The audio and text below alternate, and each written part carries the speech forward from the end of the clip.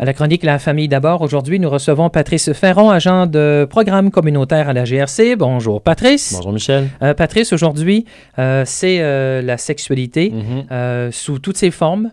Beaucoup de prévention à faire aussi en même temps. Je sais qu'on a beaucoup parlé de la sécurité Internet. On va y revenir dans cette capsule. L'âge de consentement, la relation sexuelle. Exactement, parce que moi, lorsque je vais dans les écoles parler avec des élèves, je ne vais pas leur parler de relations sexuelles comme qu'une infirmière le ferait, là. C'est pas ça qui est mon but, là. Nous, on est une équipe, on va dans les écoles en 8e année pour parler de consentement en relations sexuelles dans le but de prévenir une agression sexuelle. Donc, le crime. Ouais. Puis, pour diminuer le nombre de victimes aussi. Parce qu'on sait que c'est pas toutes les victimes d'agression sexuelle qui vont le rapporter à la police. Un faible pourcentage, d'ailleurs. Fait que nous, ce qu'on veut, c'est prévenir à la base ces agressions sexuelles-là, puis aller parler aux jeunes assez jeunes. Tu sais, à 13 ans à peu près, là, commencer à en parler avec eux. Là. Question, on a parlé des bienfaits d'Internet avec la campagne MeToo. Est-ce qu'on a vu dans la péninsule acadienne des gens qui ont brisé le silence, qui ont parlé un peu plus avec cette vague qu'on a connue? C'est difficile à dire parce que nous, au niveau de la police, on n'a pas de gens qui vont venir nous rappeler, qui vont nous dire « OK, moi, à cause de MeToo, je suis venu dénoncer mon agresseur » ou des choses comme ça. Je te dirais qu'on n'a pas vraiment vu de différence, mais c'est certain que peut-être que les services spécialisés comme les sexologues, la ces question, choses-là, ça sera pourraient peut-être vous informer là-dessus. Là. Nous, non, pas nécessairement. Là. Puis, mais ce qui est important lorsque je parle de sexualité avec les enfants au niveau de la prévention des agressions sexuelles, c'est qu'on s'assure qu'ils sachent à la base c'est quoi une relation sexuelle. Puis là, je veux pas que les parents se disent « ben mon Dieu, ils parlent de ça avec des élèves ». C'est en 8e année. Puis en 8e année, c'est prouvé que les jeunes sont prêts à parler de c'est quoi une relation sexuelle parce que dans le fond, s'ils n'ont pas fait à la maison, s'ils n'ont pas fait à l'école assez en détail, il faut qu'on s'assure qu'ils sachent c'est quoi pour prévenir de certaines choses. Donc, on s'assure qu'ils sachent qu'une relation sexuelle, c'est par exemple un toucher sexuel, comme par exemple toucher les fesses à quelqu'un, toucher les seins ou les organes génitaux de la personne. Ça fait partie d'une relation sexuelle. Souvent, là, quand je pose des questions, là, au début, ils sont comme un peu comme gênés. Là. Après ça se délie? Ouais, parce que là, ils se disent je vais parler de sexe devant mes amis ou des choses comme ça. Fait que souvent, je leur donne des exemples. Ben là, si vous allez à l'épicerie puis la madame vous parle puis elle vous tape sur l'épaule, c'est une relation sexuelle. Ben non, monsieur, tu sais, franchement. Ben, je dis, qu'est-ce que ce serait alors si elle vous tapait sur les fesses? Ben, elle ne ferait jamais ça. Ben, pourquoi? Fait que là, c'est là que ça commence. La réflexion commence avec des cas. Exactement. Puis, après ça, ben, c'est pour leur faire réaliser que leur corps leur appartient, tout ça. Puis, lorsqu'on parle de relations sexuelles ensuite complètes, c'est-à-dire comme, par exemple, la pénétration ou des choses comme ça, peu importe si c'est avec un homme, une femme, entre deux hommes, entre deux femmes ou des choses comme ça, c'est là qu'ils ont plus de questions des fois. Puis des fois, là, ils veulent vraiment savoir, ouais, monsieur, comme un viol, là, c'est quoi? T'sais? Puis ça consiste en quoi? Puis qu'est-ce que je devrais faire? Puis fait que cette présentation-là mène vraiment à amener des solutions puis répondre aux questions des gens. Donc, tu sens que les jeunes se cherchent beaucoup aussi là. Et le fait que vous donnez ces rencontres à l'école, il y en a, on imagine, qui sautent beaucoup sur l'occasion pour avoir des réponses à leurs questions. Puis il y en a qui viennent après. OK. J'ai plusieurs écoles où surtout les jeunes filles sont venues me voir après. « Hey, merci, monsieur. OK. On n'avait jamais parlé de ça, là, du consentement, puis on est content. Hein. » Puis ils s'en vont. Là, je suis comme « OK. » Ça veut dire que c'est intéressant, ou ça veut dire qu'ils ont appris quelque chose. Ça les chicotait. Oui, ça les chicotait, là, tu sais. Fait qu'après avoir parlé de c'est quoi une relation sexuelle, on parle, faut être prêt à avoir une relation sexuelle, tu sais. Souvent, je leur dis, parlez-en avec un ami à qui vous avez confiance, demandez à vos parents, tu sais, comme, qu'est-ce que t'en penses, maman, si, comme tu connais mon chum, là, c'est-tu bien correct qu'on commence à coucher ensemble, genre. OK. Fait que là, les parents, tu sais, ensuite d'aller chercher la protection, toutes ces choses-là, de trouver ça difficile pour un parent, tu sais, mais quand même, si votre enfant vous en parle, c'est positif. Moi, c'est ce que je dis aux enfants, parlez-en à vos parents, parlez-en à un intervenant à l'école. Assurez-vous d'aimer l'autre personne. Assurez-vous que vous n'ayez pas bu, que vous n'ayez pas consommé de drogue non plus avant d'avoir une relation sexuelle. Parce que là, le consentement n'est pas bon. T'sais? Annulé? Oui, il est annulé parce que même si on donne un consentement sous l'effet de l'alcool, ça veut dire qu'on n'a pas notre pleine conscience. On n'est pas toutes là, comme que les gens disent. Fait qu'on ne peut pas vraiment dire oui ou non. T'sais? Puis consentement, c'est pas juste dire oui ou non. Moi, je demande aux jeunes, là, qu'est-ce qui serait comme par exemple un exemple que tu commences à avoir une relation sexuelle avec une personne, puis tu sens qu'il y a quelque chose qui ne va pas. Qu'est-ce qui seraient les signes, tu sais? Puis là, les jeunes vont m'amener des exemples. Parfois, monsieur, la personne ne parle plus. OK. Ah, tu sais, la personne pleure. Gros signe que ça ne marche pas. Elle se braque. Ouais, la personne se bat, se débat. ben ça veut dire qu'elle ne veut pas de relation sexuelle.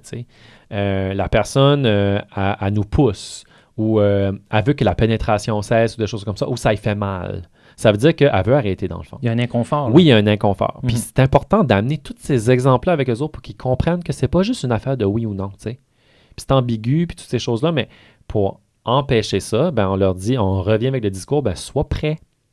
Et c'est quoi être prêt? Sois prêt, ça veut dire que d'en parler avec l'autre personne, de savoir c'est quoi tes limites. Moi, là, j'aimerais me rendre à une telle place. Ce soir, là, j'aimerais essayer telle chose. J'aimerais essayer peut-être l'amour oral ou des choses comme ça. Puis ça, les enfants m'amènent ces exemples-là. Est-ce que tu sens que les enfants en discutent aussi cru qu'ils peuvent en discuter avec toi quand tu les rencontres? Que la communication est là ou c'est beaucoup axé sur ce qu'on peut voir sur Internet au niveau de la pornographie? Pas vraiment, c'est ça. Comme ils sont curieux avec moi, puis je pense qu'ils se sentent confortables. Puis il y a 2 infirmières qui le font aussi, là, comme moi. Là, on fait plusieurs écoles ensemble. Je pense qu'ils se sentent confortables. On parle de la porno à la fin de la présentation, surtout pour les garçons qui en consomment plus de porno. On leur rappelle l'âge de 18 ans, là, qu'on ne peut pas consommer de la porno avant l'âge de 18 ans au Canada. Puis on leur fait le discours que c'est pas la réalité, la porno. Que c'est vraiment pas un bon exemple, que c'est pas à quoi devrait ressembler une relation sexuelle non plus.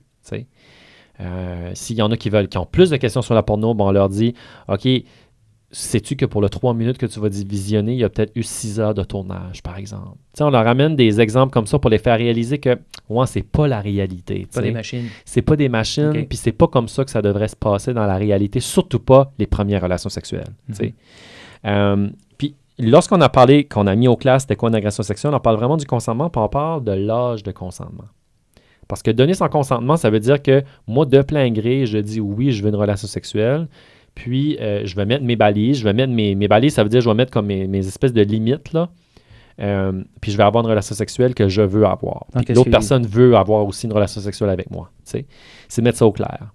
Ensuite, je fais une espèce de quiz avec eux, avec des cas fictifs de personnes. Comme par exemple, je vais dire, OK, Cléo, elle a 14 ans et Jérémy, il a 12 ans. Est-ce qu'ils peuvent sortir ensemble? Oui. Au terme de la loi, ils ont juste 2 ans de différence. OK. Est-ce qu'ils peuvent avoir des relations sexuelles? S'ils sont prêts, ils me disent ça, là. S'ils sont prêts, monsieur, ils pourraient parce qu'ils ont juste 2 ans de différence. OK, ça va. Parce qu'à partir de l'âge de 12 ans, au Canada, on pourrait avoir une relation sexuelle, mais pas avec quelqu'un qui a plus que 2 ans de différence que nous. OK. Mettons 12 avec 15, impossible. Non, impossible, c'est ça. Mais là, je leur dis, mais là, Cléo, là, c'est la gardienne à Jérémy. Est-ce qu'ils peuvent avoir des relations sexuelles? Ben non, monsieur, c'est sa gardienne. Puis ils ont raison, parce qu'elle a une position d'autorité. OK. Ça veut dire qu'elle pourrait comme le forcer, elle pourrait le manipuler.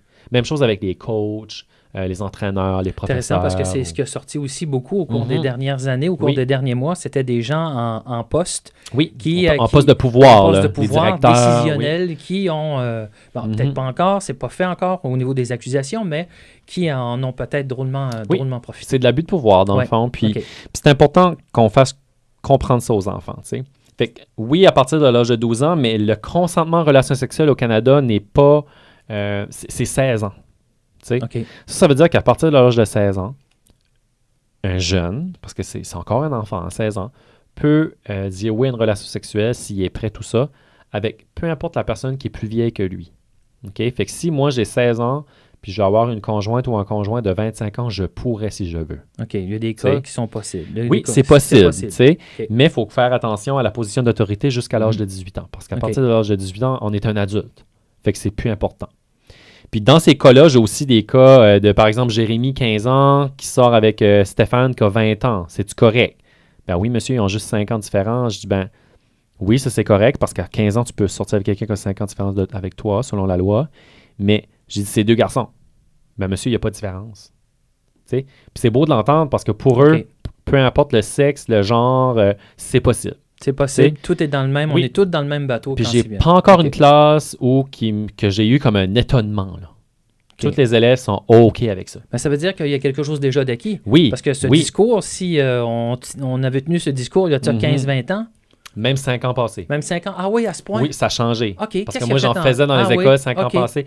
Beaucoup de changements. OK. Moi, je pense que les parents sont plus ouverts. Félicitations.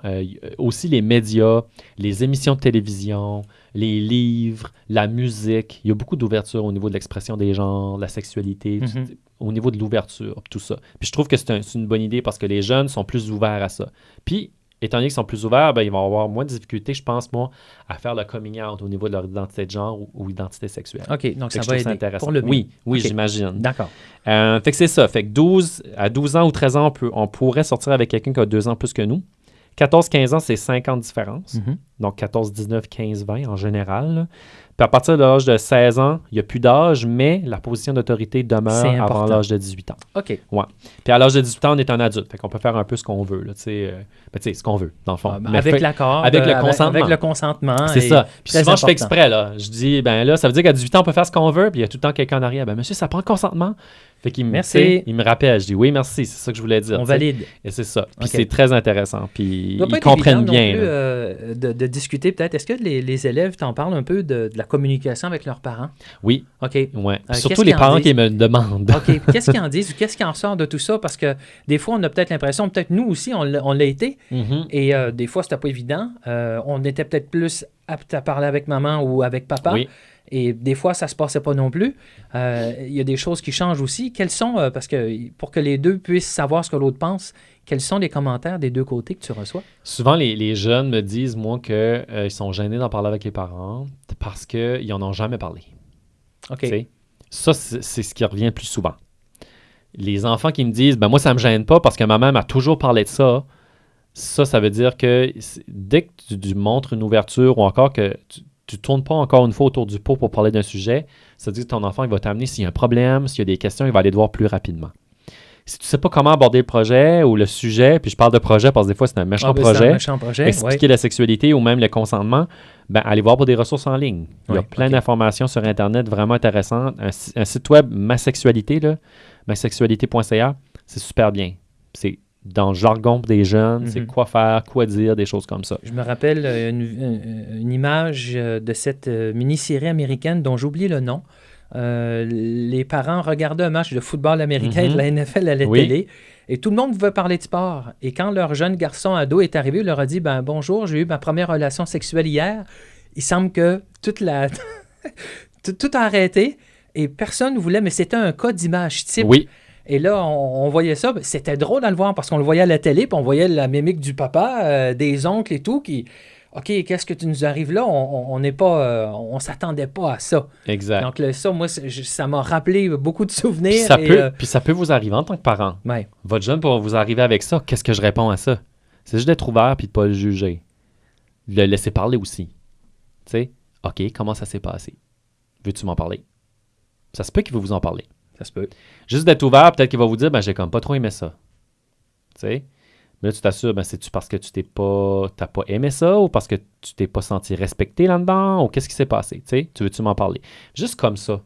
Puis pas poser des questions qui vont juste te répondre par oui ou non. Là. C'est de le faire parler un peu. Parce que si vous l'a dit, ça veut dire qu'il veut jaser de quelque chose. C'est important. C'est ça, il a planté une graine. Là. C'est important de l'écouter. C'est important. Là. OK, d'accord. L'âge de consentement, sexting maintenant. C'est ça. Ça va avec. Hein? Oui, parce que quand je parle de ça, c'est pour les amener à parler de sexting. On ne peut pas parler de sexting avec des jeunes sans avoir tout parlé du consentement, ces choses-là, parce que lorsqu'un jeune envoie une photo nue à un autre jeune, c'est parce qu'il donne son consentement, dans le fond, à partager son intimité avec l'autre jeune, OK? Ça ressemble beaucoup comme à une relation sexuelle. Puis moi, c'est ce que j'essaie de leur faire comprendre, c'est que, OK, si tu fais ça, faut pas que tu sois surpris si que la photo réapparaît à un moment donné, tu sais? Fait que pense-y comme il faut. Les conséquences plus tard. Oui, les conséquences pas plus sur tard, le moment. OK. Je leur dis, moi, en bas de l'âge de 18 ans, ça pourrait passer pour de la pornographie juvénile. C'est quoi ça, monsieur? Je leur explique. C'est comme des photos nues, ça peut être des vidéos, ça peut être des textes sexuels entre jeunes ou un jeune avec un adulte, qui est illégal, puis qui est partagé. T'sais? Mais souvent, les jeunes vont me dire, monsieur, moi, là, j'ai déjà fait ça. J'ai envoyé une photo de mes organes génitaux à mon chum ou à ma blonde, puis ça n'a pas sorti de là. C'est-tu criminel? Pas nécessairement. Pourquoi pas nécessairement? Parce on dirait que c'est un entre-deux. Parce que ça n'a pas été partagé.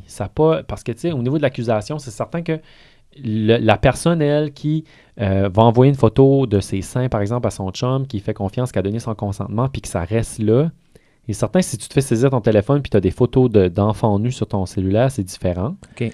Mais quand ça reste dans un contexte de relation puis ces choses-là, c'est difficile d'aller de l'avant avec des accusations vraiment criminelles. D'accord. Ouais. Mais par contre, on pourrait le faire si les photos sont souvent partagées, vendues, où il y a de l'intimidation qui est faite avec ces photos-là, du chantage. Ouais. Mais tu vois, l'extorsion. L'extorsion, des menaces. C'est comme mieux de ne pas le faire. OK? Surtout pas avant l'âge de 18 ans. Est-ce que vous voyez un changement sur le terrain? Pas vraiment. Ça continue. Il y a beaucoup de jeunes qui le font. Il y a beaucoup d'adultes aussi. Moi, je te dirais qu'il y a beaucoup d'adultes qui le font aussi.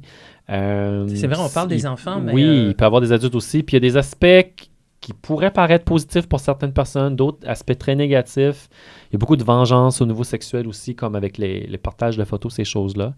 Fait que c'est un pensez-y bien.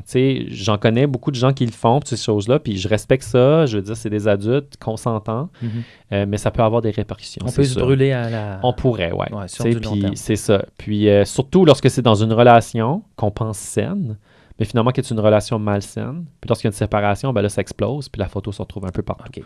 C'est dans ces cas-là que ça arrive le plus souvent. Donc, le sexting, on oublie ça. On est mieux de regarder des vidéos de chats. Oui, c'est peut-être des vidéos de chats qui tombent ou des choses comme ça. Patrice, pour te rejoindre, pour de l'information. Oui, les gens peuvent m'appeler dans un bureau de la GRC local ou encore au 399-1829.